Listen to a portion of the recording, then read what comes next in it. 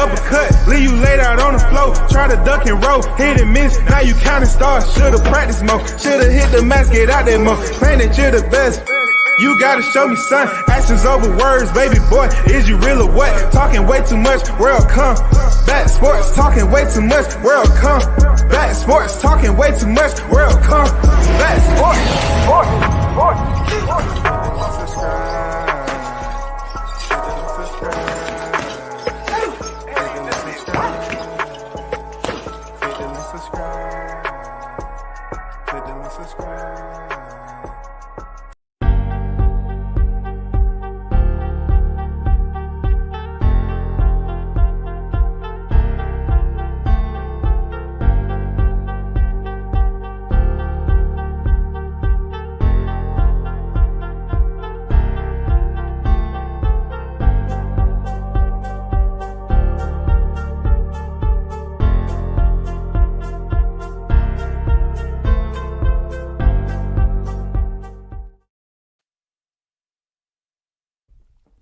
What's good? Shout out to the hottest chat in the MFing game. A-Side official.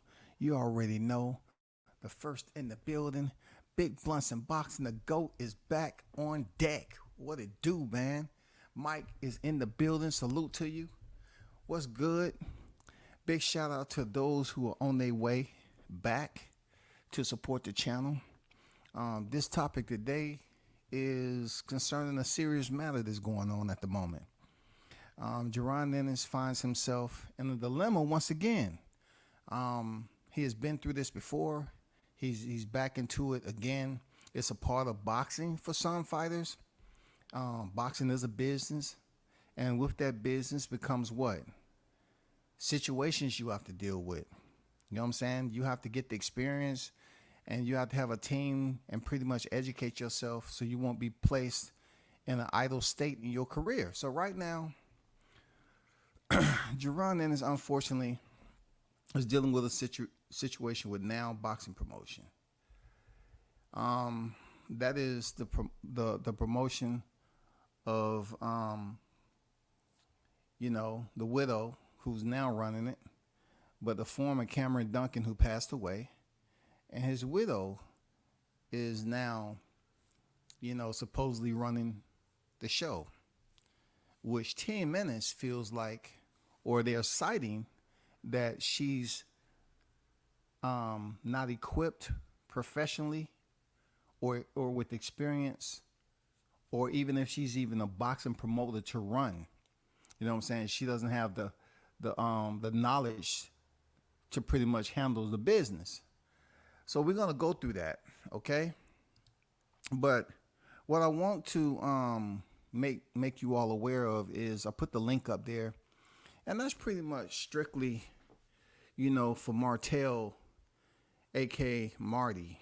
I just wanted him to come over here and click the link and educate me like he did before, about the business of boxing. This is real. You know what I'm saying? He put me in his videos, bragging about how I said he educated me on the manager. And at that time, he did explain some stuff I didn't know about the managerial side. But that's not the encompassing factor of boxing, though. But this is a matter that concerns me. You know what I'm saying? This matter concerns me a lot. Because I don't want to see Jaron Ennis. I may criticize his freaking record, but I don't want to see the brother not being able to eat. That's real talk. And being that he has somebody that says they're heavy in the business side of things, why isn't he able to give them consultation, give them advice? Why haven't you came over here and spoke on it so minds like myself can be more educated? You know what I'm saying? I would like to be more educated, but I don't hear you talking about it. So I'm trying to ask for you to talk on it, speak on it as to why he's in another position like this. You know what I'm saying? If you're in their backyard and you're saying that you're here to educate the listeners and your viewership is growing exponentially, well, you should be able to explain to us why Jaron Ennis is in the situation he's in. Break it down for us, because we're not totally sure. I can read the articles. I know how to read, but I'm not totally sure. Big shout out to my brother, Mr. Gumbo, aka Hot Grease, in the building. Salute WCS, my big bro. Big Blunts and Boxing, OG little brother at Mike. What's good? What's good? Arnold was on deck. I see you. WCS salute. You and the hottest chat in the MF and game. Appreciate you. Appreciate you. Shout out to Christopher White for your super chat donation. I appreciate you, brother. Thank you for that. So I'm going to get into this article, boxing scene. Okay, let me take this down so we can go over here and visit this this instructional period for myself and you pertaining to Jaron Ennis 3-count lawsuit, y'all. 3-count lawsuit that he has filed against Now Boxing Promotions. So Jaron Ennis files a lawsuit against Now Boxing seeking release and judgment in excess of $1 million, okay? So pretty much he won't release from his current contract so he can, be more active and get more fights, okay? Boxing Scene says Jaron Ennis is locked in for the next fight. Unfortunately for the unbeaten IBF welterweight titleist, it would take place in a courtroom. Boxing Scene has confirmed that Philadelphia's Ennis has filed a 3-count lawsuit against Now Boxing, claiming breach of contract. The case was filed on February 7 with the U.S. District Court for the Eastern District of Pennsylvania, where he seeks declaratory relief to void his current agreement with his estranged promoter and a judgment in excess of $1 million. All right? It goes on to say, the heart of the complaint is focused on Ennis' gross inactivity. Now, let's speak about gross inactivity. At one point in time, had a $365 million deal, 11 fights. And people's like, oh, man, that's amazing. He'll never go broke, man. That's a big deal. People just bragging about it. But he ended up going to court and being released out of it. Why? Because he felt like the fights on there didn't live up to the caliber, of fights that he wanted. And, he fought a couple, I believe, and then he was released. He won his trial. This is somewhat the same. It's almost like as we get further into this article, you're going to see where he's mentioning the reason for the breach, the reason for him filing the lawsuit, because primarily his inactivity. He's been not idle because he fought last year, but it's the accountability of how many fights he fought in the annual calendar is very low. It said in relation to the number of bouts promised from a signed agreement he entered in 2019 with Now Boxing. The 4-year agreement called for Ennis to fight 4 times each in years 1 and 2, y'all, of the agreement, and 3 times each in the 3rd and 4th years. Crazy. That's crazy. It goes on to say, Ennis has fought just 10 times in more than 5 years since he signed with Now Boxing, which has previously run by Cameron Duncan. Prior to his passing earlier this year, the company is now run by Kelly Duncan, Cameron's widow, whom Ennis and his legal team cite as not having any experience in the realm. I can see where they legitimate coming with a circumstance that may, in my opinion, get them have them as being victorious in this lawsuit. You know what I'm saying? Because if for one, I don't know. That's why I need somebody that's right there in the backyard to explain it to the people, because this has to be something that is relevant for people to know when they say they're dealing with the business of boxing. Do you have any information about Cameron Duncan's widow even having a license? Does she have the experience? Was she a assistant to her late husband, Cameron Duncan? Do she know more than what people, believe she knows? If she doesn't, then that would be in favor of a little bit of leverage that Team Ennis has in the lawsuit. It said, furthermore, the complaint alleged that Ennis was not offered any fights by the company since the 10th round stoppage of Ramon Villa last July 9th in Atlantic City. That's crazy. That's wild. You wasn't offered anything? During the term of the agreement, plaintiff has been ready, willing, and able to participate in the number of bouts specified in the agreement and has made defendant aware of his willingness. Attorney Arnold Joseph argued on behalf of Ennis in the official complaint, a copy which was obtained by Boxing Scene. Yet defendant has only given plaintiff the opportunity to participate in the following number of bouts. And this is per the agreement. Supposedly year one was supposed to be 3 bouts, right? Year 2, 2 bouts. Year 3, 2 bouts. And year 4, 1 bout. Okay? For a total of 15 bouts. No, I'm joking. Okay, I'm joking. Okay?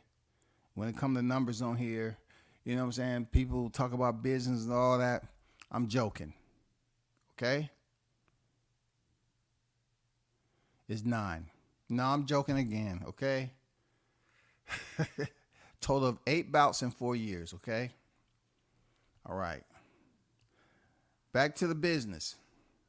To date, defendant has not advised whether Ms. Duncan or defendant is a licensed promoter.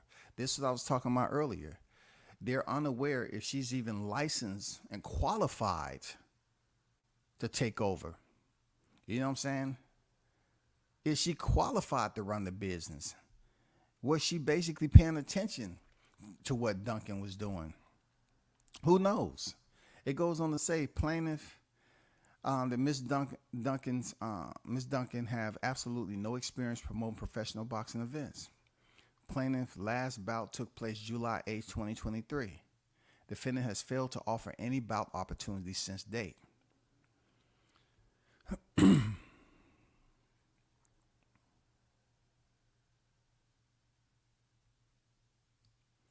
It goes on to say, Ennis team acknowledged in the complaint that the 2019 agreement carried a clause that provided Now Boxing the unilateral right to extend his contract in the event he won a major title. We know that, right? We already know that, those of us that know the business. You know, when you win a major title, you extend it a couple of years with that promotion. We know that. Ennis was elevated to full IBF welterweight titleist from his prior interim status after Terrence Bud Crawford failed to honor the terms of an order to IBF title consolidation bout last year. The development has not at all helped Ennis' ability to land a fight of any kind, significant otherwise. So let's talk about what they just mentioned. You know, the contract extension that comes with a lot of fighters who sign to these promotions who win a major title. Hey, if they have that in the contract, hopefully that doesn't conflict with, you know, your argument for the lawsuit. Hopefully the way you obtain that title, right? Because once again, who was planning all of this? Who was basically navigating? Who was your what's the word I'm looking for? Who was giving you your advice? Who was giving you your consult about this? Who was advising you, man? Because think about this. Think about this. He picked up the title last year. Now we haven't even left February. And you're basically jumping into a lawsuit. Yes, Cameron Duncan passed away early in this year. But peep this out.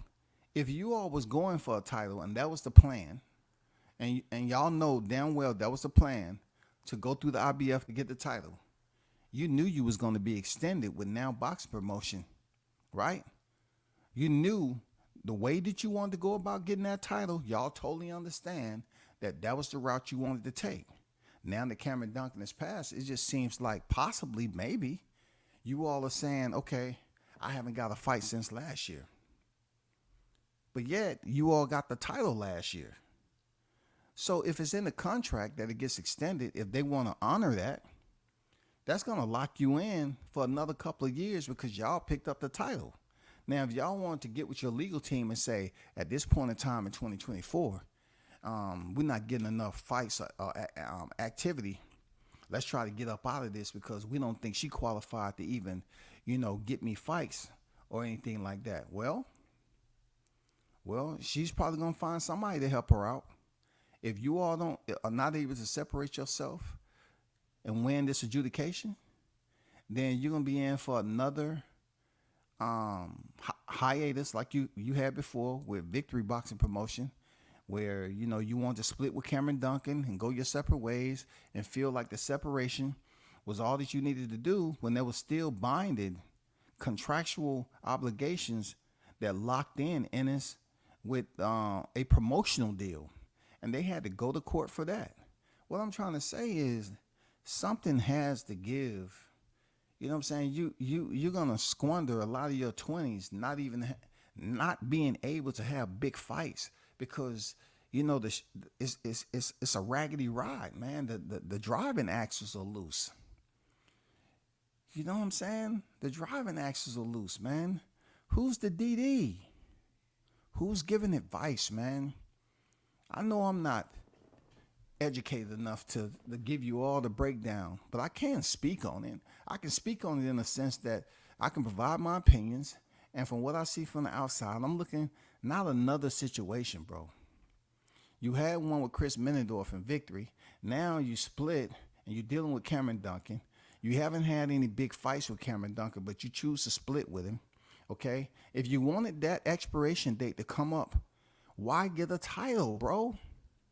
Why get a title? Was Cameron Duncan promise you something? Because he don't move fast.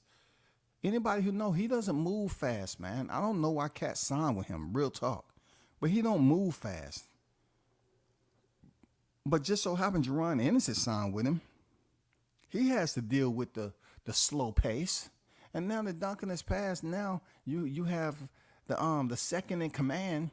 And we don't even know if she's qualified, to be honest. I'm not saying she's not qualified, but we're absent of knowledge to know if she holds the necessary qualifications to carry forward with getting Ennis big fights. That's a problem. That is a freaking problem. You know what I'm saying? It said Ennis won 2 separate eliminations. I'm not going to read that. We already know what title eliminations. The legal matter comes 4 years after Ennis was in a dispute with Chris Menendorf and Victory Boxing Promotion, just like I just mentioned. I followed that very closely back in the day. I was paying attention to what Ennis had going on because they were saying he's this big talent and he got such great potential. But, this was floating around on the backside of this guy's career, and why he was idle. You know what I'm saying? He has the talent, but he can't spread his wings because he's locked in a legal situation. It goes on to say let me start over. The legal matter comes 4 years after Ennis was in a dispute with Chris Menendorf and Victory Boxing, who previously partnered with Duncan, but whose relationship with Ennis became fractured following their split.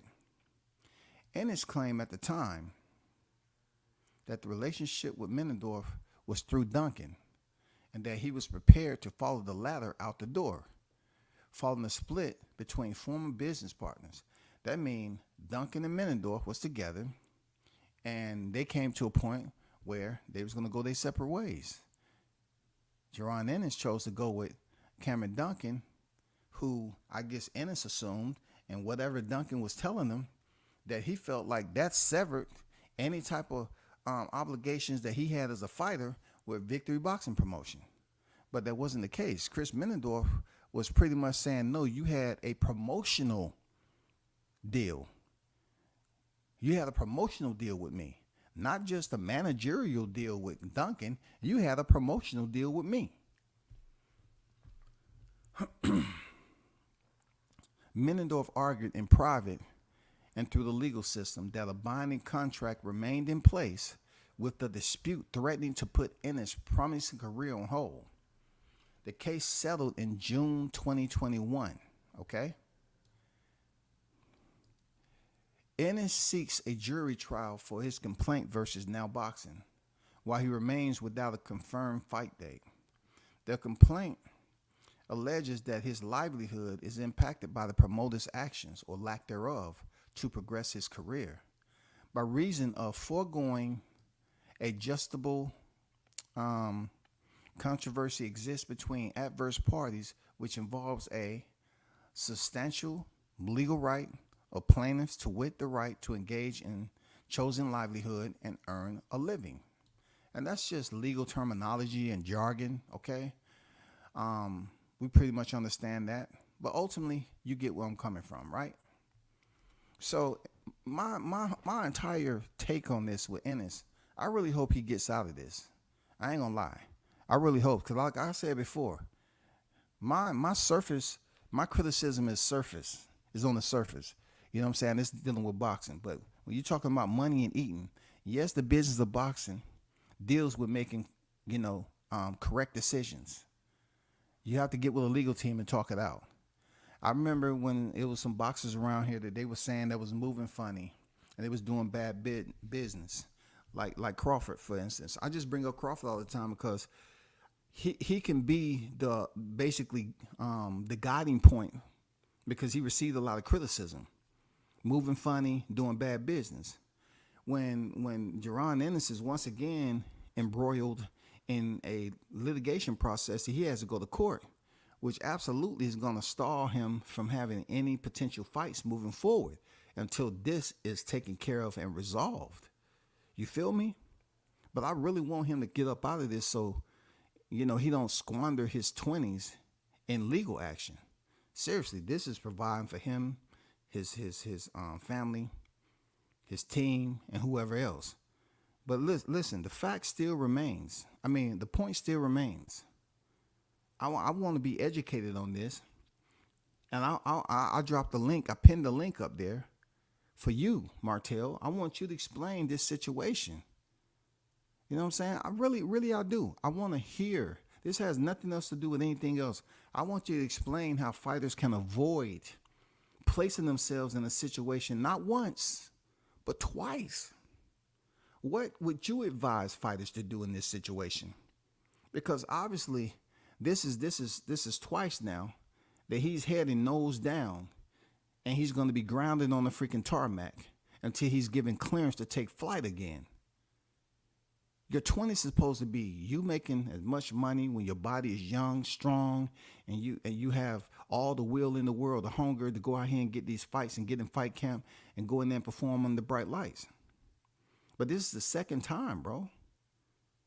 You know what I'm saying? The first time there was confusion as to who you had the contract with Menendorf and Duncan. How can you assume? Did anybody help you go over the paperwork and say, hey, if you split with Duncan, you're still bonded by Victory Boxing Promotion with Chris Menendorf. You're still tied into him for this amount of months. Now, you was locked in with Cameron Duncan, the side that you decided to part ways with, right, to further your career. He passes away. No one knew that he was in bad health. No one knew who was going to be the next in command. Was somebody even checking on that? Or y'all were just going day by day and it didn't matter? Were you able to call Cameron Duncan up and ask him, say, hey, with your health problems and everything, who's the next in charge? Are they licensed? Are they qualified to carry my career forward? If not, can you please get me released? Come on, man. Where's the team at? Where's the people that supposedly know this business aspect of it? Where are you, man? This is serious shit. Like, forget all this social media stuff. Cats always talking about they do this, they do that. No, stop the fronting, man. You have a fighter right here that's in your backyard that's locked down legally, but yet you're doing no live streams to educate us, me, myself, and others, how to avoid this. How can fighters avoid being locked into a legal situation where they have to pay money, right? They have to pay legal retainer, And they have to wait it out until they have their court date, want a jury trial, and to see how it turns out. AGAIN. Again. What's wrong with that? That doesn't make any sense to me at all. How can you be locked down, grounded, unable to take flight in your career again? Again, bro. Like I said before, I wish him nothing but the best to win this lawsuit, man. Cause I ain't trying to talk about nobody's money, and I hope that man, is able to relieve himself from Cameron Duncan. Now, you're talking to a person that has talked to Cameron Duncan on the phone before. You know what I'm saying? God is my witness. You know what I'm saying? I don't know him like other people know him. But I do know him from this situation with Ennis, from the Victory Boxing promotion to the Now Boxing promotion. And I think it's a legitimate complaint that he's citing in the lawsuit on 3 counts to try to get himself relieved of that obligation. Now, what's going to get funny, y'all, is now this can get extremely educational in the worst way, because we know how he got the title from Crawford. What was the thought process in planning this? You know what I'm saying? Was it something that was thought out, or was it impulsively done? Did y'all basically plan it? Okay, this is what we can do. We can file the paperwork, this, and this. But then moving forward, were you told anything about getting another fight? Because he didn't pass away to this year. So when they got you the title, it wasn't even 90 days after Crawford won the titles. Did he tell you moving forward who you was going to be fighting when you get the title? Because all y'all been doing is talking about Crawford, bro. Did somebody tell you what the forecast is for you moving forward with the title as an IBF welterweight world champion? Who will be in your foreseeable future to fight? They didn't give you no freaking forecast, no manifesto, no itinerary. I know what the contract you saying. Year 1, year 2, year 3, year 4. I know what number of fights they say you're supposed to have. But since they was able to snatch the title, what was the next step process once the title in your possession when it comes to your career? No one told you anything? Cameron Duncan didn't tell you anything on what he's working on, bro? I'm gonna be honest, I don't like this shit. I don't appreciate it at the end of the day, because it takes me back to when I was, boxing back in the day, when they said, boxing should just lace up the gloves and box. They consider boxers to be some of the dumbest athletes in the sport. I never understood that, though, because in order for you to be able to remediate stuff over and over again, you got to have some type of intelligence, because once the bell rings, you have to go in there and fight for yourself. So it requires a level of intelligence, right? So in this case, this is another reminder on how so many boxers was locked down. You hear the situation with Floyd Mayweather and how Bob Arum explains what happened when Jay Prince and them, Floyd wanted out of the contract, and he had one more fight, and they came to collect on that last fight because certain people thought it wasn't going to get paid. I mean, it's been business situations like this for a long, long time. For years upon years of fighters getting locked down, and you see them disappear from the freaking the ring, and you don't even know where they at. And then they automatically come like 3 years later. They say, "Where you been?" Well, I was locked into a contract I didn't want to be in, so I had to wait it out.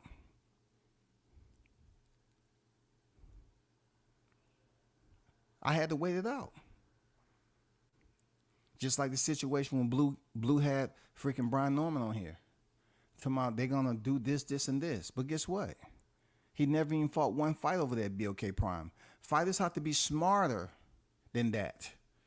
They have to be smarter. They have to ask questions. They have to make sure they hold their team accountable.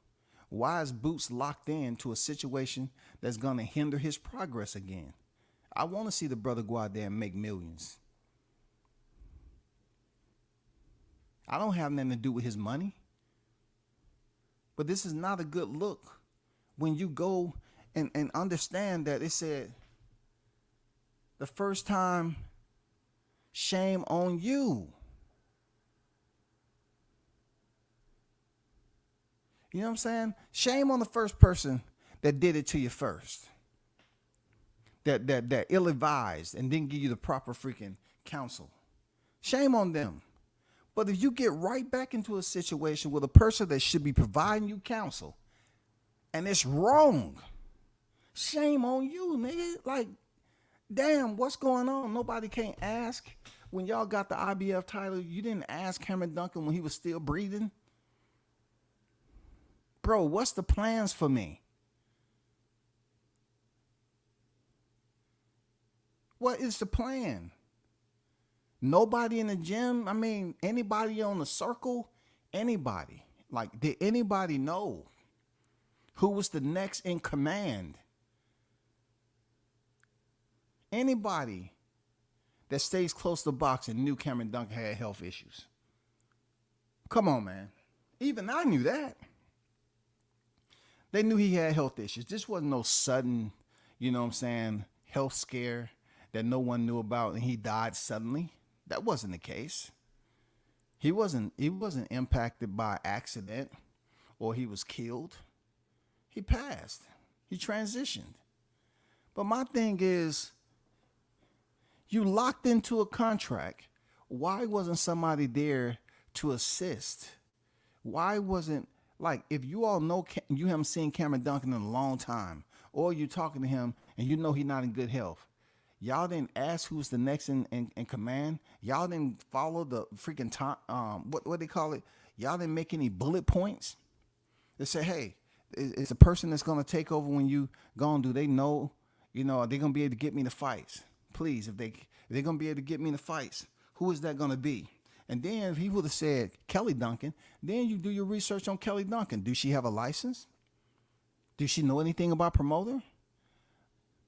Are you going to reach out and connect with other fighters or something that is signed to Cameron Duncan to see if they know any information that you don't? They talking to somebody now.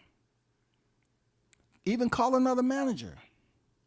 There's plenty of other big time managers, even though it goes against them providing you advice, to a certain extent with your business, but they can kind of guide you to a sense like if you can or can't find out certain information about who's the next in command. I don't know. I'm just saying it's an option. It was an option for you.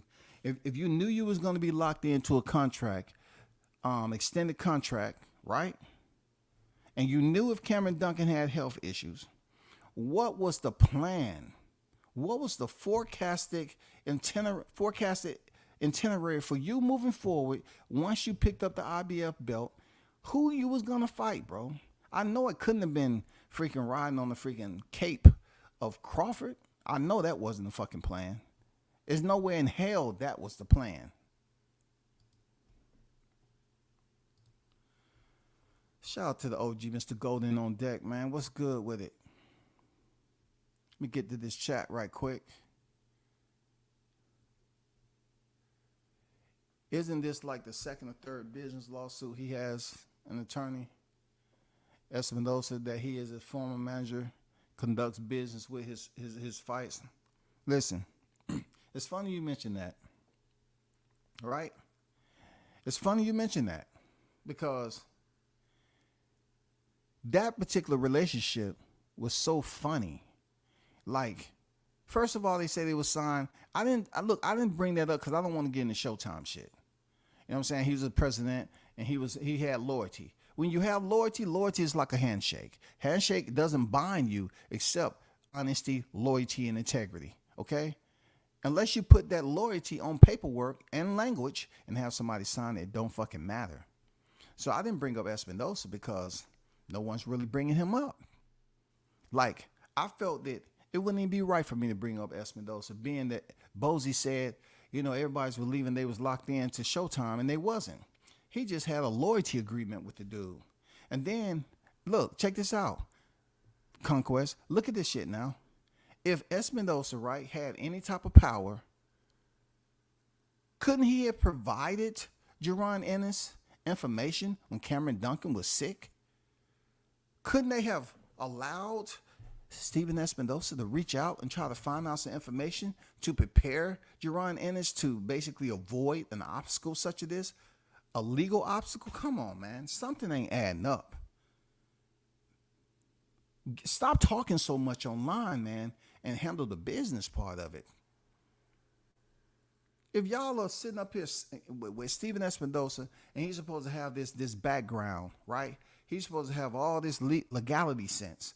Why wasn't he able to help you out is beyond me, bro. You trying to tell me you couldn't call up Espinosa and get him to guide you? Hey, I got some questions. You got a minute to talk? Okay, I want to ask some questions. From my understanding, I haven't heard too much. You know, I got the title, right? So therefore, I don't know what I'm going, what is my next stage with this IBF title? I'm not getting anything from Cameron Duncan, right?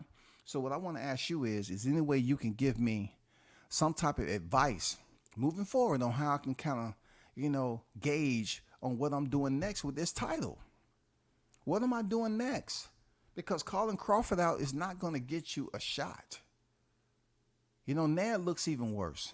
You was calling them out like the YTC was going to freaking let the ink dry. They was going to do a docu-sign for you. Oh, the YTC already signed you up. Boots Ennis, you got to fight with Crawford. Who signed me again? The YTC. Who in the YTC? Just the YTC. That's not going to work. Steven couldn't have did anything. That's why I ain't bring him up. Nobody's talking about that. That's a no-brainer, bro. That's a very good freaking question to ask, statement. You know what I'm saying? But I'm like this. Why are you in this situation? Forget talking about Stephen Espinosa. Forget that. You're going to court. Why couldn't he prevent that from happening? If you didn't look, once again, people, if you are complaining or you citing inactivity, why get a title and extend yourself with the same people that haven't met up for year 1, year 2, and all that? Why? If you complain about how many fights you had in the past 5 years or whatever, why would you get a title now? Why would you basically, collude with the IBF to get Crawford to come off the title when he was locked into a contract? And that may have been your curse at the end of the day, because somehow y'all don't know how contracts work. You know what I'm saying? Y'all knew Crawford was in a contract and he couldn't oblige, right?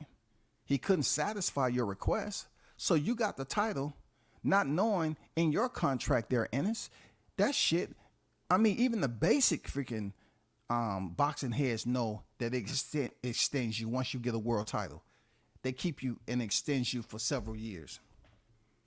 A couple. Anybody know that? Why would you get the title and get extended with a boxing promotion that wasn't moving you, bro? That's why I need freaking Martel. Where you at, bro? Where you at?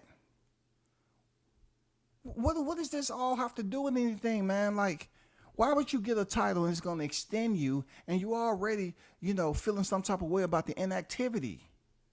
What? No one gave you a POA? A plan of attack? What was the next plan for you to get in the ring with that title? It couldn't have been Crawford. Man, this shit don't make no sense, man.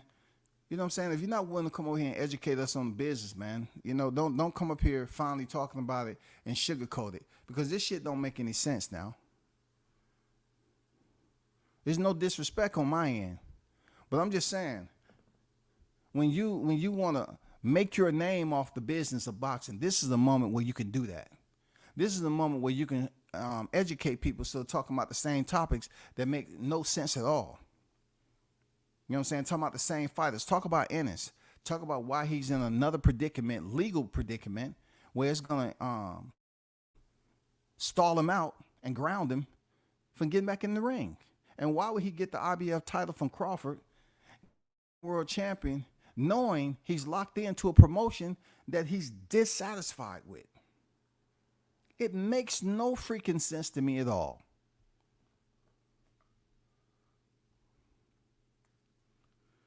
Wait a minute. They was talking about Bud when he did it to Bob about the same thing. Okay. Shout out to the comment there, OG. So I'm trying not to make this about Crawford. You know what I'm saying? It's many avenues I want to go. They're golden, but I'm looking at it like this. That's a whole entire, lane I could take with the criticism that he caught. That's why I said earlier, I kept it short. I said, hey, they was criticizing Crawford for moving funny, for doing bad business, right? But yet, they want to get behind Jaron Ennis because their other favorite fighters out, right? The PBC shit has imploded in their face. And now you have them trying to push Ennis. But yet, you have certain individuals claiming they know so much about the business, but they won't even touch this topic. Why not? It's people like myself and others that would love to be educated on why would a fighter place himself in a danger zone once again. Why are you placing yourself in the impact area once again, brother, contractually? If you was trying to expire your contract and get up out of there, whether Cameron Duncan died or not, why would you get a freaking title? Why would you get a title that's going to extend you? And now the Cameron's passed. You want to cite that in the freaking? You want to cite that in the paperwork? You want to say, okay, I've been inactive. I've been inactive, right? So you think that's going to absolve the fact that you just got a title and it locks you in contractually for 2 more years? That don't make any sense to me. If I'm right or wrong, please educate me. The link is pinned. The link is pinned. Like, what's up with all this managerial knowledge and all this education? And that's what I need to do. Where's all this at? Where's all these people that's supposed to be embedded? Why couldn't they get this fighter on the right track before he was once again grounded? Who advised him to get the title? Who did he tell? Did he tell Bozy, his father, that, hey, I feel some type of way about being inactive with now boxing promotion? What should I do? I wouldn't advise you to go get a freaking title that's going to lock you in for a couple more years. I will let this shit expire. Nope. That wasn't it. I want to become world champion, and I can't even fly with the belt. I can't even fly with the belt, man. I get a world champion administratively, but administratively, that's what I'm about to go to court for.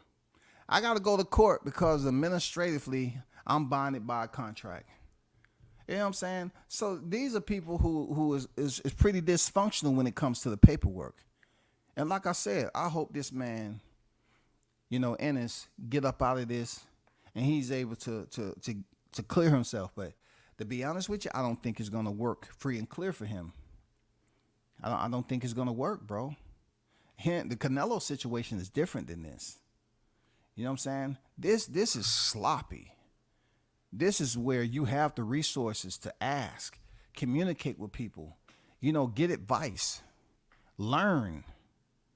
You know what I'm saying?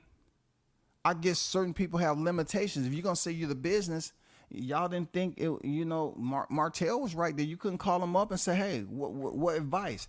Hey, if they ain't calling you up, man, you need to stop. This is an educational moment.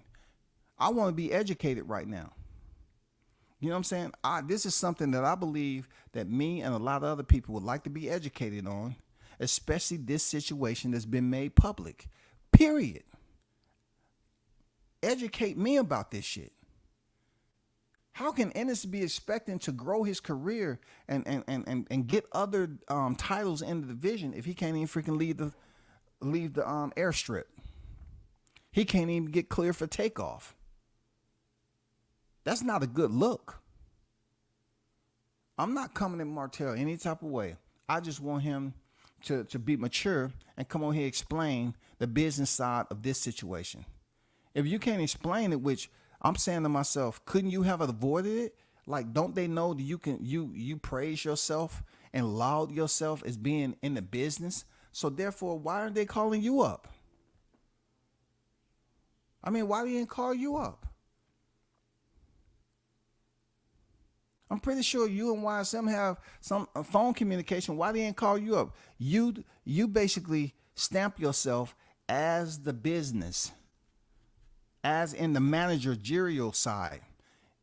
You made the point to say you educated me, which I said yes. You gave me some information I didn't know. So what? I gave you your kudos.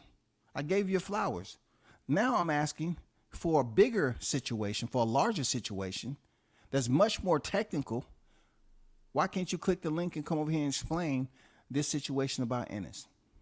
And why is he supposed to be the next best, makes ill-advised decisions when it comes to his contracts?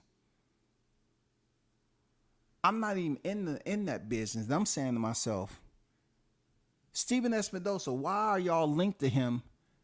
And then you going to court for this. You couldn't have called him up before and asked for his freaking advice on this? I mean, you got to have his number. You had loyalty to the man. Level and depth of respect for him, right? He couldn't get you out of this. He didn't tell you to call Cameron Duncan up. Matter of fact, let me talk to Cameron and really see what's going on with him. Let me call him up and kind of ask, what's up? You know what I'm saying? I don't know if unless he was, a part of the team, because Cameron Duncan was the manager. So unless Stephen Espinosa was there, part of their legal team, I don't think Cameron has to disclose anything to him unless it was a mutual rapport that they had with one another. But you know how boxing is, right? How could you be linked up to somebody like Espinosa and don't get any advice? How can you get to a point where you want to influence the IBF to basically administratively submit a document knowing it's a dead-end response that you're going to get a title that's going to lock you into a promotion for a couple more years that you don't want to be a part of because of inactivity? It makes no sense to me at all. It makes zero sense why you would do that. It makes zero sense, man. The News by Shaw News, Sauce Experience on deck. What's good? Team Tuck in the building. What's good with it? Salute to you, brother. Fam on deck. Hold on for a second, y'all.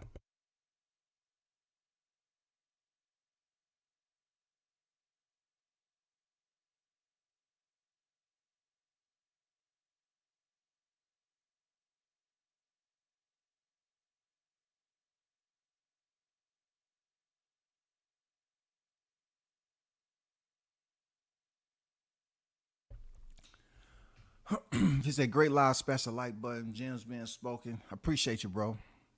Y'all definitely check out one of the hottest channels in the game, man. News by Shaw News, Sauce Experience, man. You know what I'm saying? Check him out and support the brother.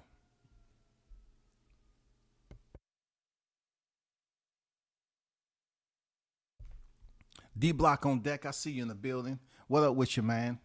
What's good? What's good? Shout out to the OG Bruce Gas Boxing Jazz. Some more salute to you. Appreciate you pulling up as always, man. Bruce just trying to get more money. He missed from turning down the fight with Bud. I'm not really going to make it a him and Bud situation, except I've used Bud as an example.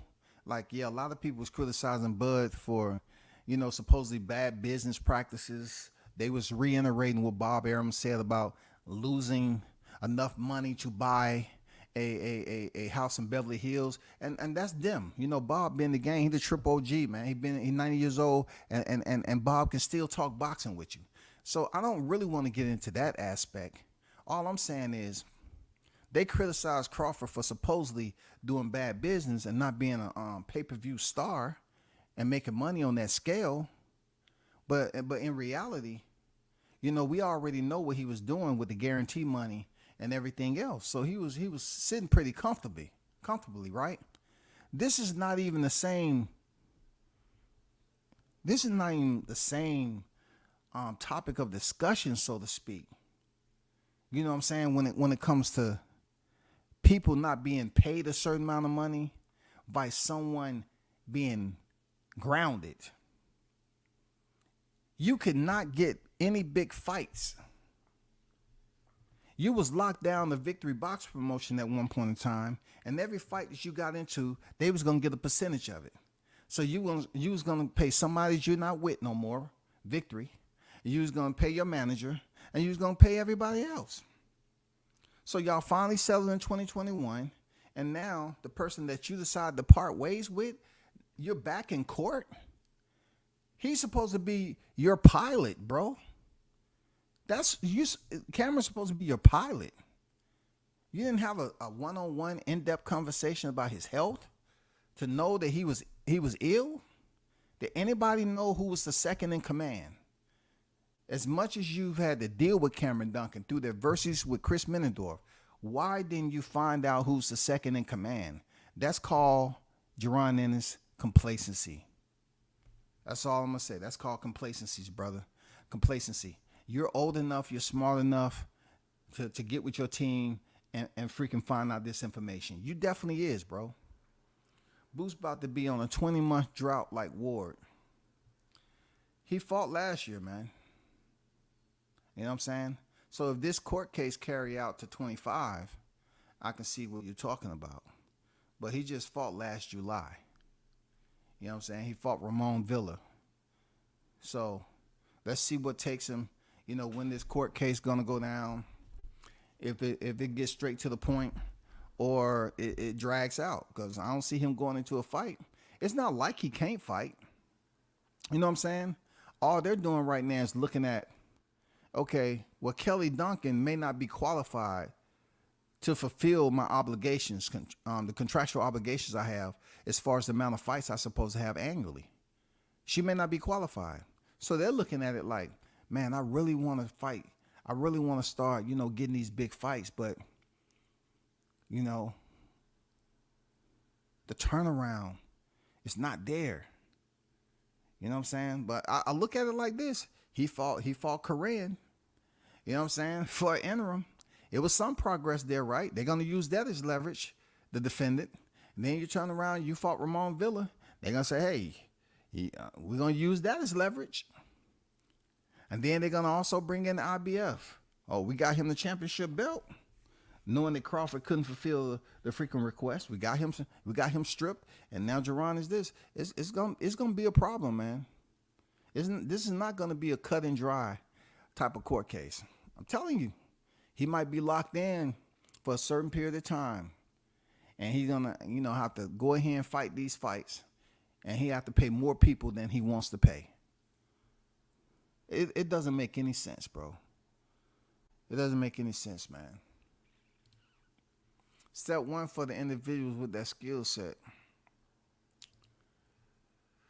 I did the consulting services for Boots Ennis. My manager partners told me his situation was jacked up. Yeah, they should get on the phone with you, man. You know what I'm saying? And get that advice. You know what I'm saying? Get that consultation. But, pride steps in the way. And people just don't want to, listen. All I'm trying to do is get educated by the one who consider themselves a manager. What's your depth of field? How far does your managerial optics carry? I want to be educated. I want to become smarter, man. You know what I'm saying? Because it's all about the numbers. I want to build my numbers from 5 to 6. That's all. Just want a small, minuscule, improvement. 10 to 11, something like that, 12. I want to be educated, though. I want to know what the IBF is going to do when Boots doesn't defend his belt in the next few months. Like I said, OG, it's not like he can't fight. He can fight. He can fight. But see, this is where I'm at with his dilemma. They're citing that the second in command, supposedly Kelly Duncan, the widow of Cameron Duncan, is not even qualified to basically handle the promotional duties. So moving forward, they're looking excuse me, they're looking to execute bigger and better deals. You know what I'm saying? And they're not sure if she can do that solo. What they're telling you is that they're probably frustrated about being in a state of lockdown and not being able to optimize, where they can go in boxing at the time because they have a fucked up contract situation. You know what I'm saying? It's pretty much more so the liability goes with the promotion. He decided to part with Cameron Duncan, and now, he passed away early this year. And they're looking at it like, yeah, we got the IBF title, but can we get the fights? The money? I mean, how can this work? How can this work now? How can you get me to these big fights? Please. Somebody explain that. They need guidance right now. How can he get any benefit from being an IBF titleist moving forward? I don't think he's just stuck in the hangar. I think he can get fights. It's just how many fights he's going to get with that IBF title. I don't know, man. That's where we need to be educated by those who consider themselves the business of boxing experts. You know what I'm saying? Do a live stream on this. A person that's in your backyard. I want to know the intricate details as far as how can we help other fighters avoid situations like this. That's all I want. Bozy have been around long enough to know how business Boots is taking the easy route. Man, I'm really not looking at Tyrese. I'm really not looking at the route he's taking, because I agree, administrative work, yes. I'm talking about his business practices. He is a boxer who can learn all the combinations in the world and to be able to go in there and fight for 12 rounds. But in order for you to maximize who you are as a brand, shouldn't you ask the question, shouldn't you take time in between fights to say, we need to have a meeting? Can we talk? Once again, bringing up Teofimo Lopez. How can Tio, with that many fights that he had, heading into the freaking Lomachenko fight, 15 professional fights, how can he sit up there and negotiate? He hasn't been on no pound for pound list. He's not a 3-division world champion. He just won his first world championship in the lightweight division at that time. And when you know, it's the IBF championship, right? So he's going into negotiation with the unified champion who had the WBO, the WBA, and the franchise WBC. He's negotiating 800,000 more from a 1.2. You know what I'm saying? Then he goes in there and bucks the system and go to a purse bid with Triller for 6.1. That's what I'm saying. Like, how are you going to be in a situation to even advocate for yourself if you don't have the knowledge? If they're going to know you from squandering your 20s.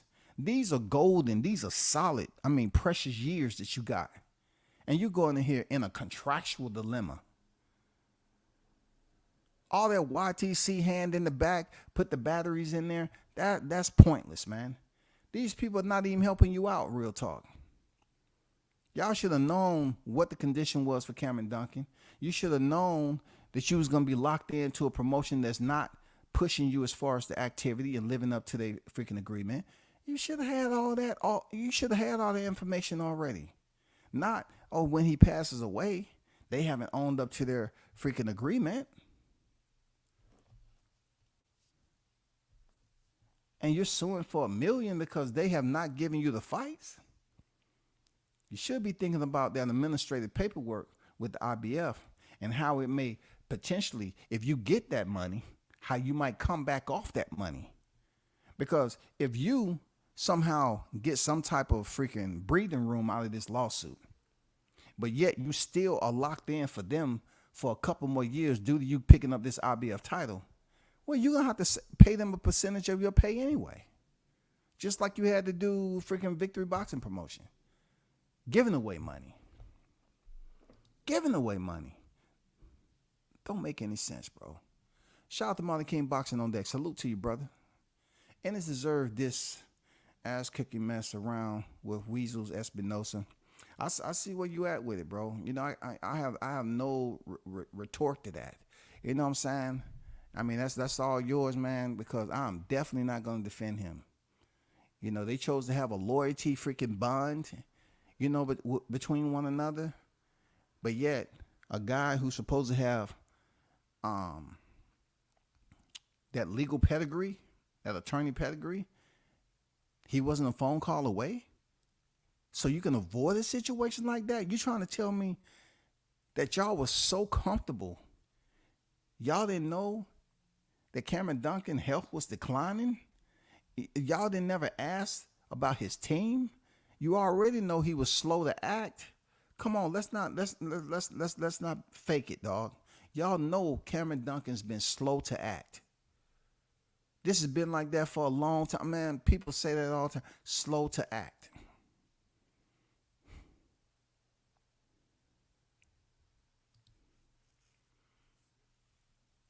So how he was going to fight Crawford? No, they wanted to just, ride Crawford's freaking fumes, right? And hopefully they can goddamn get enough, inhale enough to the point where they can follow him all the way over to Omaha. And when he was getting out the car, they said, hey, Bud, hold up. I've been behind you the whole time. Let me get the rest of this carbon monoxide out my system. I want to fight you, man. I'm not in the best of health right now, but please, man, I'm in a messed up situation contractually. Just help me get this fight with you, and so I can buy my way out of the contract. Man, come on, bro. Come on, man. No. We need some of them Boots fans that know so much about boxing to come break it down to it. That's all I'm saying, OG. Please come break it down for me. Just give me an educational class. Just give me a period of instructions. That's all I'm looking for, man. They sit over there and talk about they know so much about business. This is a very productive topic. Break down how a fighter can, first of all, not see the signs. Break it down how a fighter should do better with understanding their contractual agreement. Break it down to us on how often a fighter should reread their contractual obligations.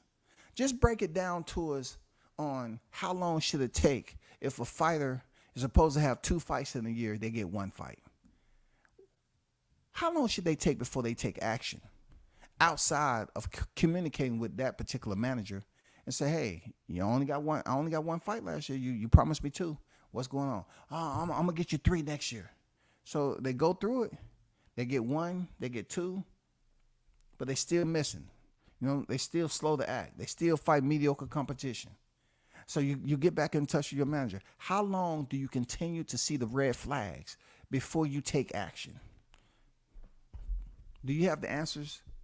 Do anyone, Showtime? That's your field of work. Do you have the answers? I'm just asking, please. Bozy and Boots got to step up their business. Stop the neighborhood relationships. Man, you ain't never lied, bro. You'll never freaking lie. Stop the neighborhood relationships. I don't know what it is.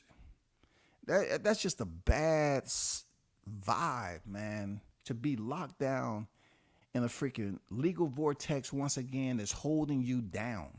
Like, it's not even a vortex that's going to send you to another dimension in the sport. You're stuck in a vortex, man. You can't go either way. You can't even move and progress, bro. How can this happen with all these people saying who you should fight? No wonder you was tripping. And every time they mentioned about Crawford, you was stuttering and stuff. Because you knew you weren't going to get that fight. Unless you thought those people can convince Crawford to send you a contract. That's the only way you would have got that fight. And that ain't happened. So unfortunately, man, somebody need to get with this young lion and help him to go over and and review his freaking contractual documents. Somebody need to get with you. I'm not just him, but all these fighters. Y'all need to know what your contract consists of. You need to have somebody who you're paying, or somebody that's basically in that line of work, who's qualified to speak and break it down to you, that you trust, and tell you what your contract means. Eddie Hearns tried to sign Boots. See, I mean, if Eddie Hearns doesn't mean that, if we're dealing with the same signs that we're dealing with Cameron, yeah, it would have been good for him to sign with Eddie Hearns. You know what I'm saying? I can't sit up here and give criticism about what Eddie Hearns has done in certain situations. No. I mean, it's boxing at the end of the day. You're talking about a sport that's not regulated, a sport that continue to do systematic business, which is not uniform across the board. This shit is not uniform. The commissions are not uniformed. The judges aren't uniformed. You know what I'm saying? This is a system where everybody is just operating off their own freaking protocol and policies. So with that said, you'll continue to get situations like this. Shout out to Carlos Rosado on deck, man. What it do, Carlos? Appreciate you, man. Hottest chat in the MF and game. Appreciate you, dog. Foul player say, at that time when Bud versus Boots was a thing, before he fought Errol, the Ennis was probably being good employees and were probably assisting in making it seem like Bud had no options. The one thing about, making it seem like Bud had no options, is that the real ones, the ones that's internal to the situation, his team and all that, they knew what options Bud had.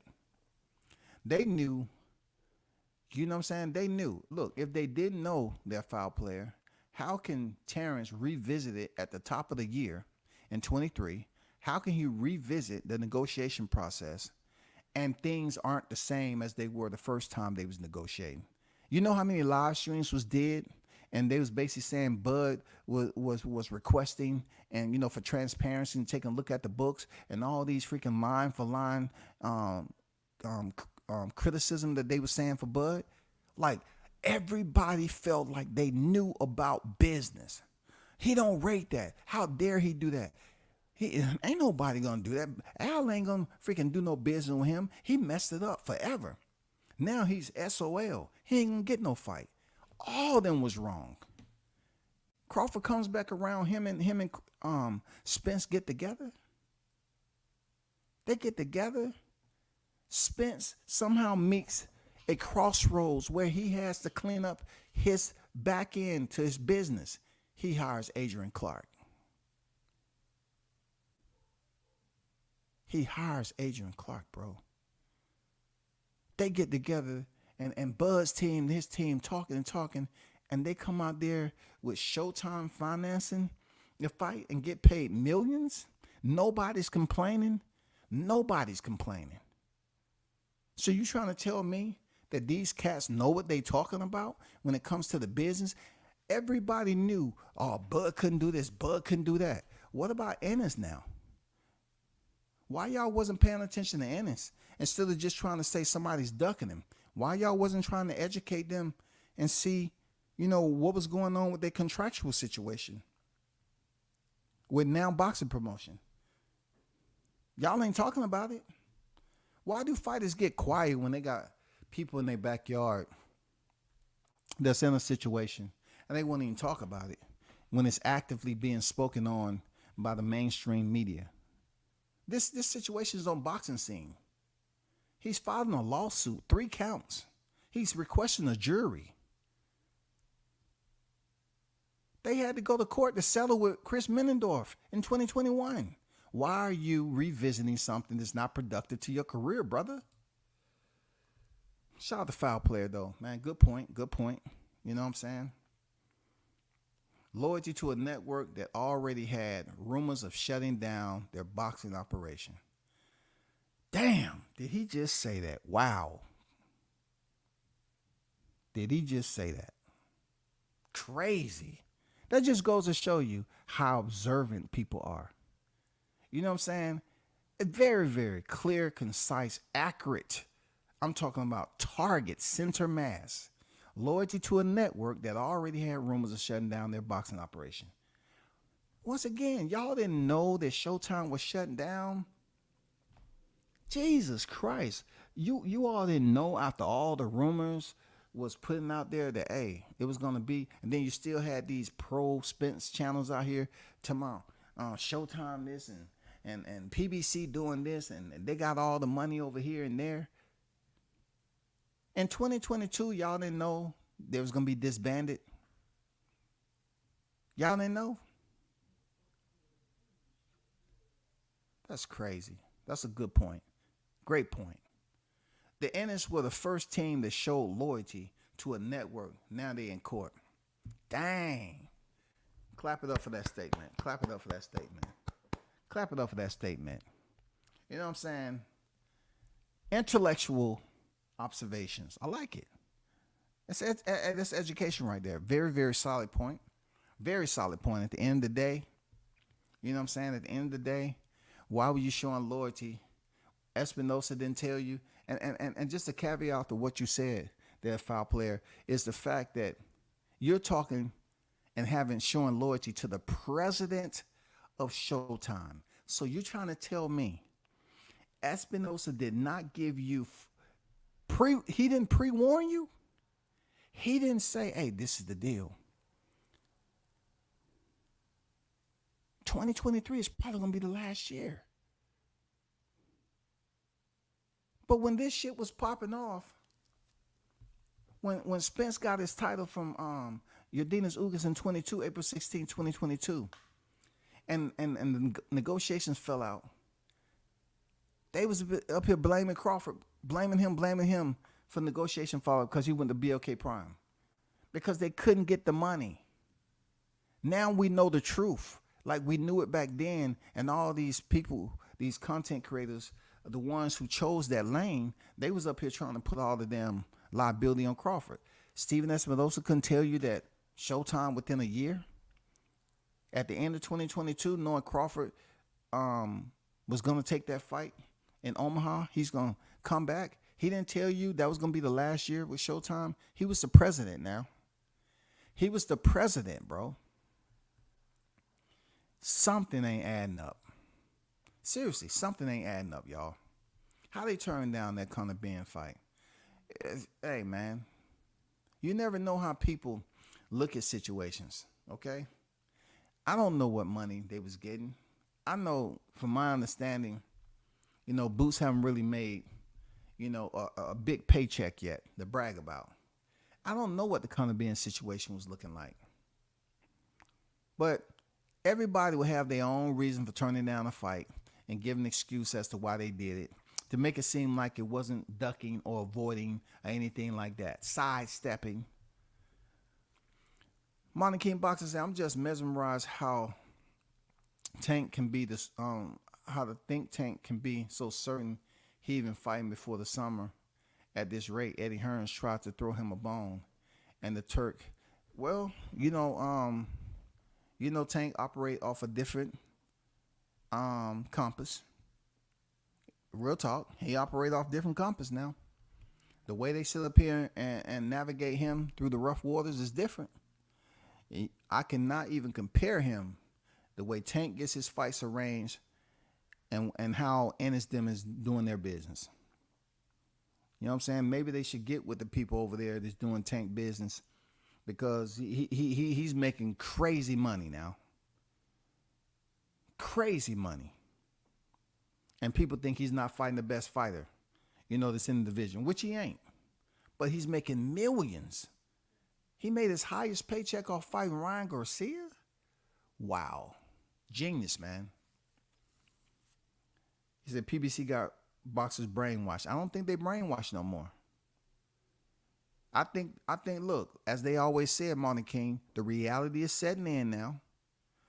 Their eyes are open. I mean, I'm talking about bug-eyed open for the wrong reasons. They're paying attention to a lot of things that's around them, and they can't even fix. It's out of their hands, yo.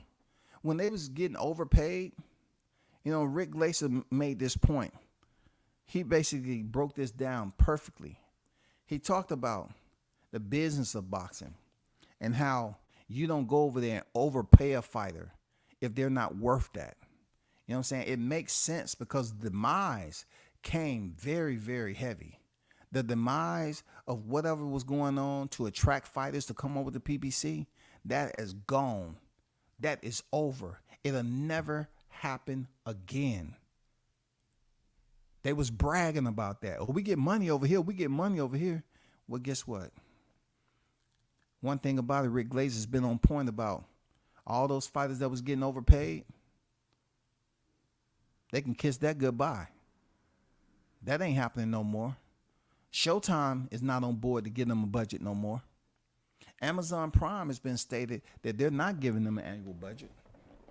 So it's probably looking at, the pandemic, like all them stores that were shutting down during the pandemic. It probably got a couple of mannequins up in there. 2 people that's back there, freaking sweeping up the floors and stuff in case they decide to, get back on track. But I'm just saying. We had so many pundits that was talking about. I remember Martel said they're there for the fighter's benefit. I'm going to try to get as much money as I can. I'm going to try to overpay. He didn't have no problem overpaying the fighter. Now look where it's at. Overpaying the fighter, you get shut down by a network. And 2024 is you're creeping. You're creeping in 2024. You're creeping. People expecting y'all to come out the gate. You creeping. Ennis could be a top name, a star player. But like Foul Player said, you chose to have a freaking commitment, a loyalty, a bond, a pinky swear with the president of Showtime who could have warned you about all this shit. How can you, look, the more and more I think about this shit, it just get more and more in a state of delirium. How can you be committed? You know what I'm saying? You're showing loyalty to the president of a network that you could have asked that person, what is the forecast for that? I'm just asking to see what my fights are going to look like, this, that, and the other.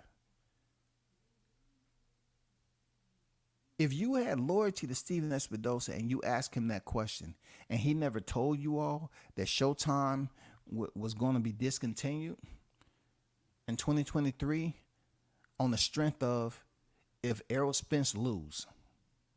You know what I'm saying? If Errol Spence lose, Showtime is no more. Was that one of the freaking,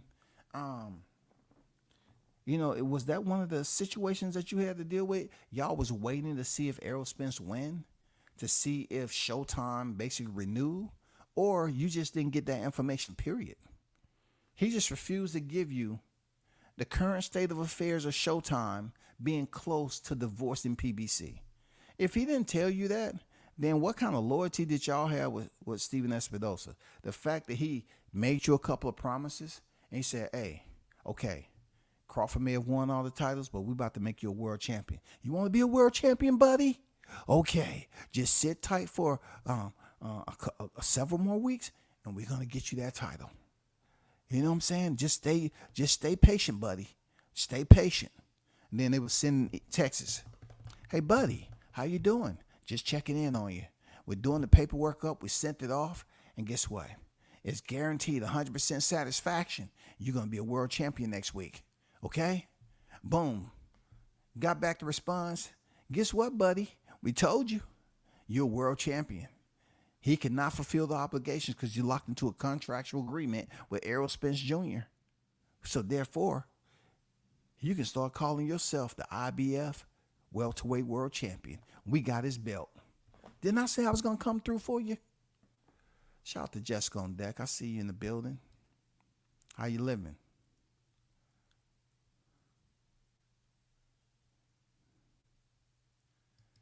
Yeah, man. You know what I'm saying? I didn't even want to bring up. Shout out to Jay, man. I didn't even want to bring up the FICO score and just rub the salt in. You know what I'm saying? Rub that vapor rub in there. With salt, pepper, cayenne. You know what I'm saying? Jalapenos. You know what I'm saying? Wasabi. I didn't want to do that. I didn't want to let him know his FICO score when this lawsuit came out is now a 433. I didn't want to tell him that shit dropped. Your FICO score is a 433. And by the time I end this live, it's probably going to be in the threes. I just find this as being pointless, man. Bro, how you? I mean, I don't get it, man. I need some education. That's why I was calling on Martel to come over here and break it down. But they don't want to come on. They'll tell people to come over their channels, but they don't want to come over here. See, I have a different level of understanding. You know what I'm saying? These cats, they feel some type of way and they won't come over to your channel and talk about business. I can stay on subject. I want to stay on topic. I want you to educate the people on why is Team Ennis in the predicament they are. Why are they now back in court when they just settled Victory Boxing Promotion June of 2021? Why, bro? Why couldn't nobody like Stephen Espinosa warn them that Showtime was freaking dissolving? Why didn't someone tell them about Cameron Duncan's state of affairs and his health? Why didn't someone know who was the next in charge? Why didn't someone ask the question, if Cameron Duncan passes away, what is my state right now? You know what I'm saying? And they're sitting up here boxing scene talking about they have obtained a freaking the court document for this. But yet I'm thinking to myself, this is going to be a very tough legal situation for them. This is not like an arbitration that Deontay Wilder went through. You know what I'm saying? This is not a legal situation that Mikey Garcia went through when he was trying to get out of Top Rank freaking contract back in the day. Spent millions of dollars on freaking legal fees, and he was able to get himself up out of there. That's not the same. This has too many knots in it for me. You get a title and you knot it up. You knot it up because you are dissatisfied with the inactivity you receive from Now Boxing Promotion. So you're going to get a title that locks you into another timepiece? Oh my God, bro. Jesus Christ. Debbie says, you didn't know the YouTube Spence Fanatics, the paperwork gurus. I know, right? I'm just wondering what their hourly wages are, bro. I'm just wondering what their portfolio looking like. How many boxers out there that they've actually completed documents for? Signed, sealed, delivered. Happy customer. Recommendation? 1 out of 10. What you give us? We rate you 10. Oh, I didn't tell you 10 was the lowest. Oh, a 1. They be reaching out their buddies. You know what I'm saying? Hey, Martin King. They be reaching out their buttocks. We got to keep it polite with etiquette. They be reaching out their buttocks. You know what I'm saying? Managers lie, but he is not trying to tell us about boots. He's doing what he does best, talking about butt. Yeah, I'm like, what is up with the infatuation of someone you criticize for doing poor business? If you was so interested in Bud Crawford, why can't you show the same interest for a fighter that's in your backyard there, Martel? That's all I'm asking you.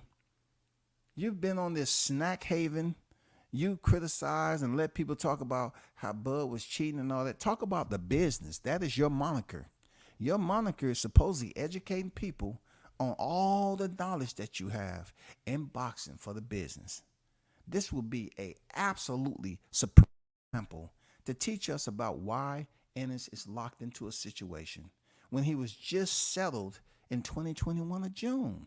22, 23. He's been out a little over 2 years removed from that court, that litigation in 2021. Now he's about to head back in for another one. And they're citing inactivity, but yet you get a title administratively to lock you in for another couple of years. It's insane. It's insane, bro. It's insane, bro. Appreciate that, OG. Why they talking about Bud, but they ain't helping Ennis get his deals? Talk to him, man. Come on, man. Come on, man. Shout out to the hottest chat in the game, man. You know what I'm saying? Shout out to the hottest chat in the MFing game. This all I'm trying to get y'all to understand. Come up with retorts, rebuttals, and ask yourself, for the listeners, why is this even existing right now? You're supposed to be the next shining star in the sport of boxing, but you can't get your business straight, dog. Jesus, man, this don't make any sense. You can't get your business straight, but yet you want to go up here and challenge for titles? It don't make any sense, man. Tell me. Don't let me be correct. When they go to this court case, don't let you be in a whole nother situation like you was with Chris Minnendorf. That you have to settle, but still pay a certain percentage up to a certain point. Don't let it be that way because you got that IBF title. I look, Ennis, I hope to the Most High that you don't have complications with this lawsuit. And one of those complications is you getting that IBF title, which will basically prohibit you from being dissolved absolutely from now boxing promotions like you want to. They say per the contract, you get a title. It locks you in for this amount of years there. It's in the contract there, Jaron. It's in the contract. Did y'all think about that when y'all got the title last year? You can't sit up there and say, well, Cameron Duncan was still living then. So what we're saying right now is he's passed away, and we're trying to basically cite in our argument that Kelly Duncan is not qualified to carry forward with giving me the amount of fights.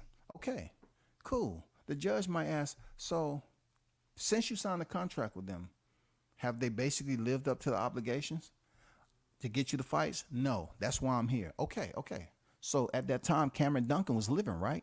Yes, he was. So what did he say? Because when he was living, you wasn't getting the amount of fights that they said. Now he's gone, and you want to cite that I want out of this contract, period. You want out of period because you think she's not qualified. Okay, cool. That's a solid point. But per the contract, it has absolutely nothing to do with her being qualified or not. You go pick up a world championship that locks you in. So how are we supposed to get past this, Mr. Ennis? Explain that to me. How are we supposed to get past you being locked in with a world championship? And you know that has nothing to do with her not being qualified. Because I can get, look, I get your point. If it comes down to she's not qualified to be a promoter, they might rule in his favor on that half. But being that she's still gonna be, you're gonna be somehow binded contractually to this point. Let's just say it's 2 years. So you go from 23 to 25, right? You have to go all the way to 25 to September, was it? Whenever he got that shit, wasn't it September or something like that? You got to go to September 2025. And every fight that you have between now and September 2025, you got to give Now Boxing Promotion a certain percentage of your purse because you got a championship under their charge that has nothing to do with her qualifications. Now you stuck again. Now you hoping that you get a big money fight. But the bigger the purse, the more percentage she gets. It's fucked up, bro. It's fucked up. You know what I'm saying, people? Y'all hit the like button. I appreciate y'all, man. Eddie Hearns tried to help American boxers the best he can. Tevin Farmer went on the matchroom run and succeeded thanks to Eddie.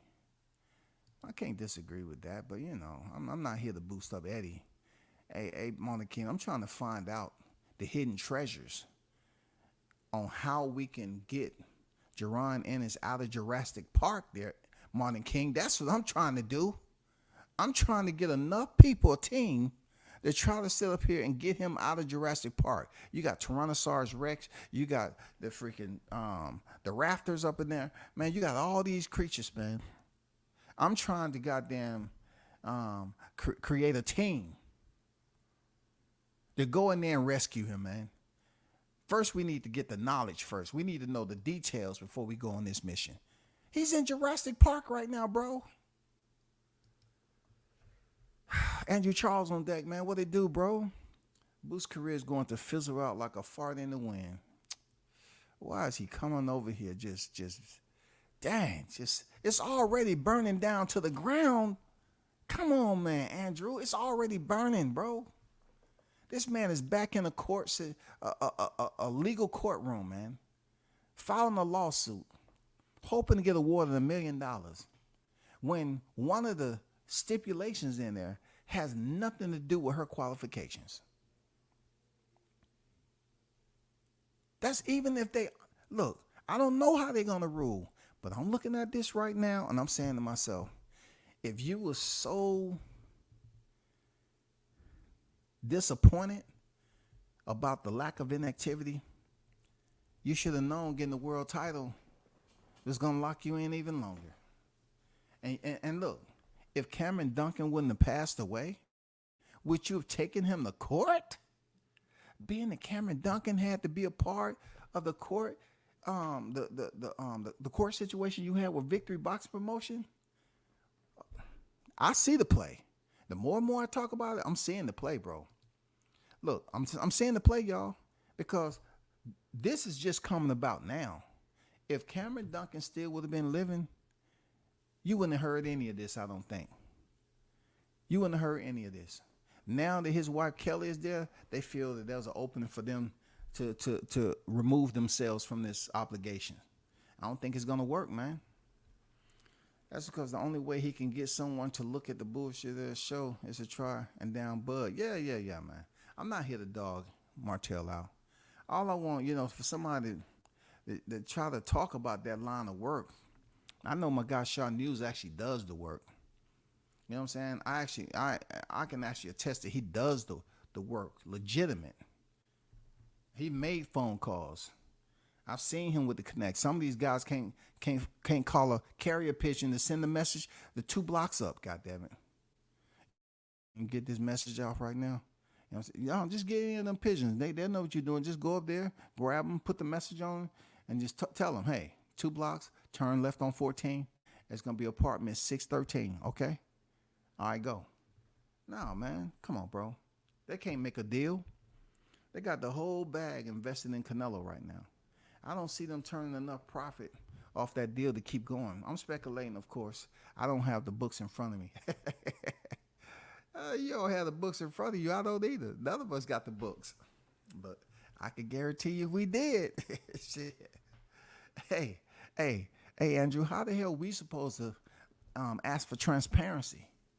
When they said Bud was committing a federal crime, asking for transparency. You know what I'm saying? Looking at the books. He was committing a crime, dog.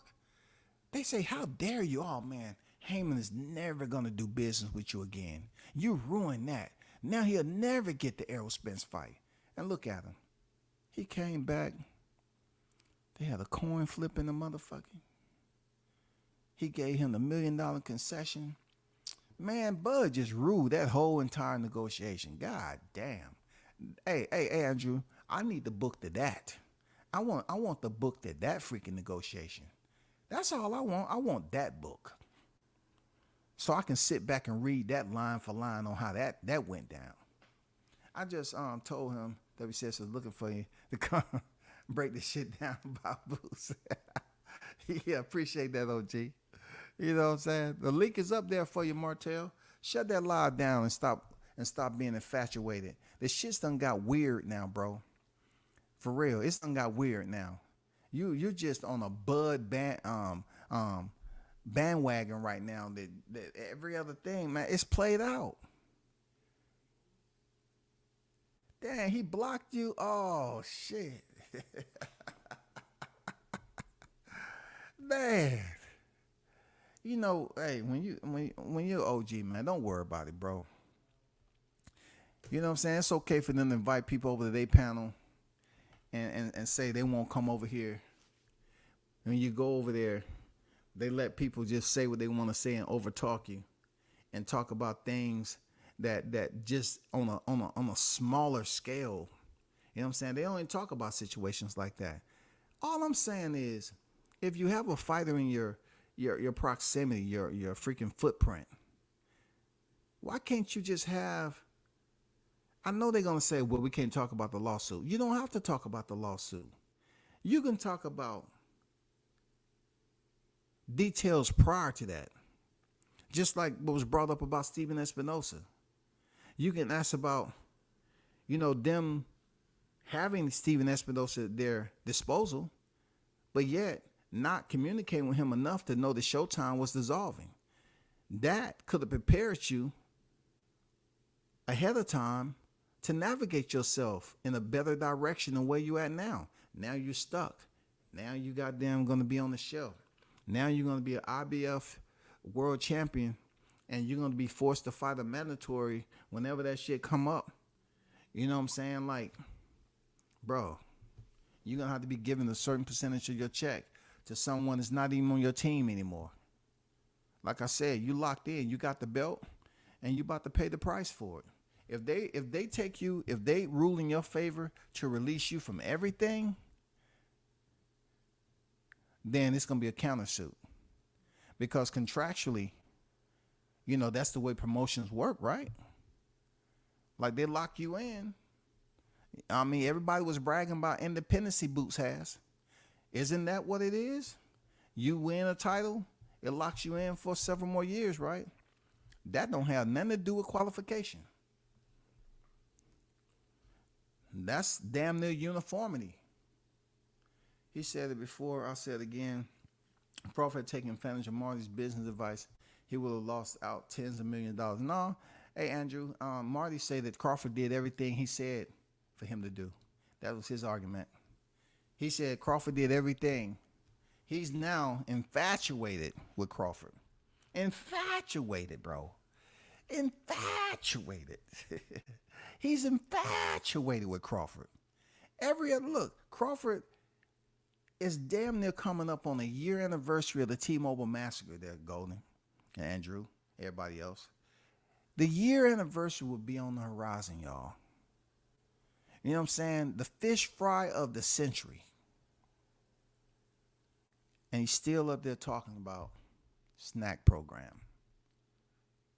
Nobody ain't trying to hear that. And then going to get on here and say that Boots only did one fight with the snack program. It doesn't matter. Let's talk about his contractual situation. How he's moving funny in the business of boxing. Didn't y'all say that about Crawford? He's moving funny. He's doing bad business. Y'all not saying that about Boots? Cowards.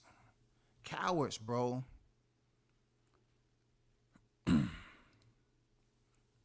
Shout out to Smoke Session Sports Entertainment. What's going on with you, man?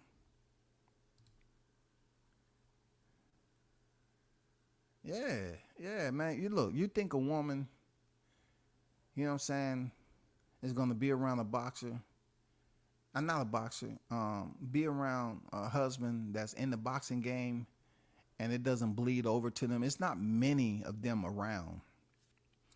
You know what I'm saying? Like, the wives that actually get involved in their freaking husbands' careers, you know what I'm saying, to the point where they understand and get to know the business and keep the money in-house going to the family.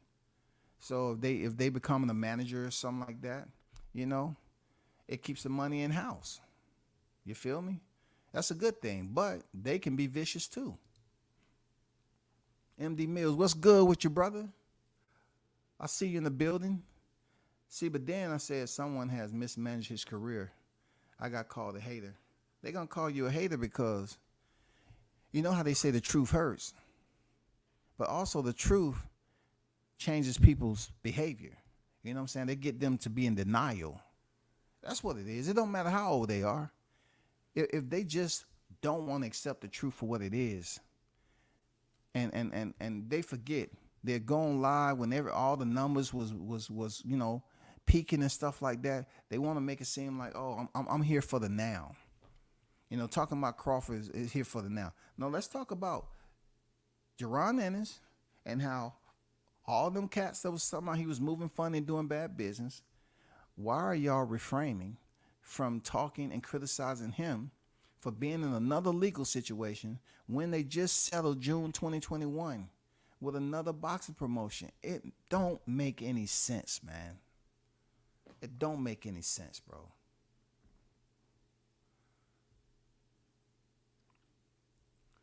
Cream corn blocked them. Shout out to Sir C in the building, man. Shit, you know people ain't trying to give up that free money. I know they ain't, but contractually, them people get their money first. Look, I'm gonna tell you a perfect example on how Anthony Peterson was signed on to fight over there in DC when he was signed to another manager, but they was trying to go through a different manager. And that particular manager, I'm not gonna mention their name, called up there to that boxing promotion, say, hey, that fighter is signed to me. I don't give a damn what he got going on with that other person, but he's signed to me, and he ain't fighting tonight. Okay, they didn't run it through me, nor am I signed to get a percentage of his purse. He didn't fight. He didn't fight. So they can sit up there and act like they're gonna do a fight, or they're gonna basically sign on to fight. They're not gonna do it if the court doesn't rule and clear him totally out of his situation with Kelly Duncan. He ain't fighting without her knowing. She's gonna get her money. She's gonna get her money. Shit, you know them people ain't trying to give up on that free money. I read that. That's a damn lie. He was definitely part of the signing contract crowd. Yeah, man, he was definitely that. Sign the contract. Sign the contract. You know, they was telling Crawford to sign anything they give him. Can you imagine people that have somehow obtained the basic education, whether it was GED or a diploma from a local high school, okay? What I'm saying in general, that they're capable of functioning as as adults. You know what I'm saying? They're capable of functioning as adults. They pretty much understand how that process works. They know if they go out here and buy a car, they're going to go out there and make sure they're not negotiating for the highest price, period. Oh, I know it says $30,000 on the ticker, but I want to buy it for $60,000. And they're going to look at you like, we can't do that. The sticker price. I want to buy it for $60,000 though. $60,000 even. You know what I'm saying? $60,000 even. Okay. Are you paying for this cash, or you want to finance it through us, or whatever the case? I want to finance it.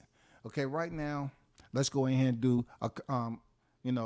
the paperwork and see what your FICO is working with. See what percentage rate per your FICO, your credit score is good to go. We can get you at a 1.2. No, I want an 11.2. You know what I'm saying? Come on, bro. These people just saying, yeah, go sign the contract. Whatever it says, lock yourself into a freaking contract. If it's 2 to 3 fights, lock yourself into a contract. If the money says what it is and you will get net pay on the back end, sign that motherfucker. Don't listen to nobody else. Sign that shit. Man, come on, bro. Come on now. You know I don't know how to act. I always have to start some kind of bullshit. No, man. I mean, you saying it for what it is, man. Like, I don't have no problem with freaking Martel, man. We had all, he tried to act like I was a fan of his. I mean, that's hilarious. He tried to say that he mentioned me saying that, hey, y'all go check him out. In the beginning, it was cool. You know what I'm saying? I was like, hey, he taught me something about management. Though now I look back at it, it was very small. And he should be able to teach me something about the managerial position, because that's not my line of work. That's not my line of work. But I wouldn't brag about it. You're showing people pictures of us breaking bread, but you didn't tell them who paid for the bill for everybody. You know what I'm saying? You're there making it seem like I was a fan, and that was the stopping point for me. Now, you trying to act like I'm a fan of another average human being? Come on, bro. Come on, man. I just got to a point where you're a Crawford hater, and you somehow have this stalking vibe about you now. You can't stop talking about him.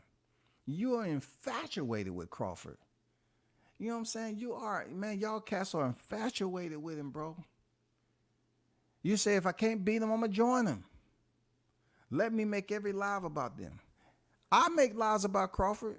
I'm not infatuated with him, though. You know what I'm saying? But what I'm trying to get across is I appreciate Golden for going over there and ask him, because he's not going to meet the request, but he will hit the replay though. He will hit the replay. Real talk. I'm going to have to make up another name and go back over there. Please, I am not encouraging you going over there doing any type of trolling there, OG. I don't do that, bro. One thing I never do is send people to do it. People remember Blue sent his people over here to my channel. I don't do that. You know what I'm saying? I don't do that.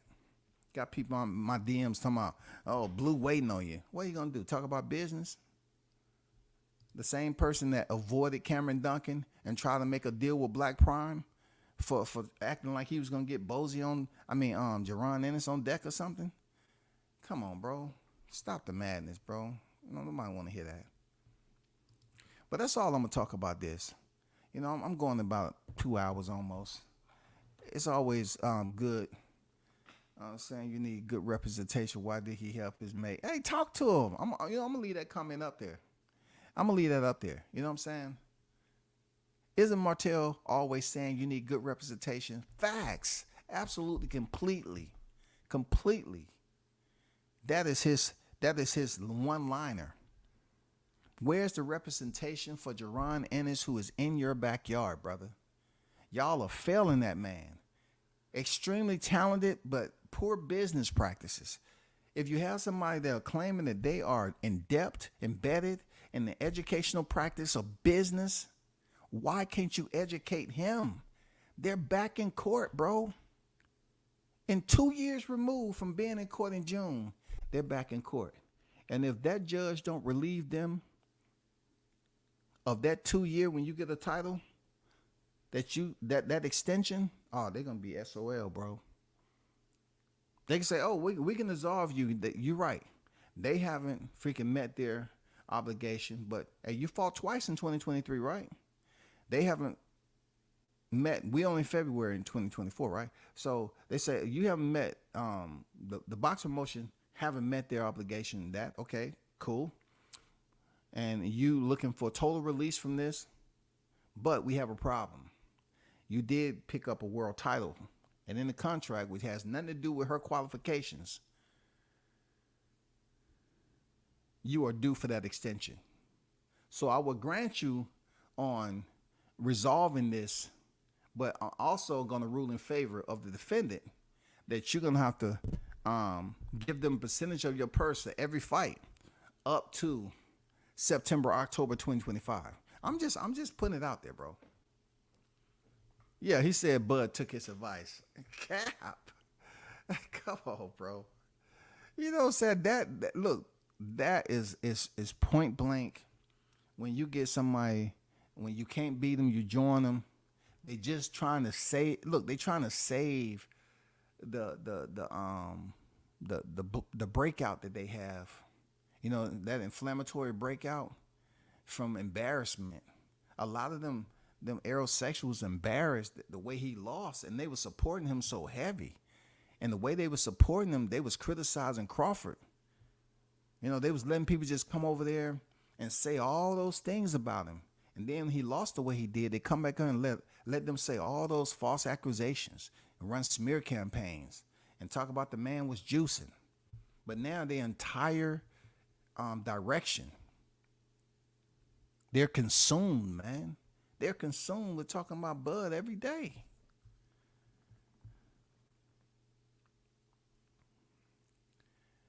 But I appreciate y'all, man. We should do it again. You know what I'm saying?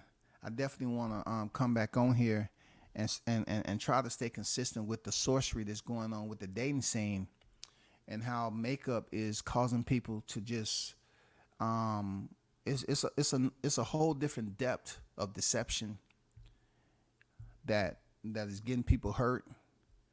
And I have some side-by-side comparisons again. I'm gonna do it on a whole different live, probably might be later on, but I think people don't talk about the natural part of dating no more because they can't understand it. I think the younger generation this day can't understand it. Real talk. But I'm about to end this. Y'all hold it down. Peace, salute. Shout out to the hottest chat in the MF and game. A-Side Official. You already know. I'm out.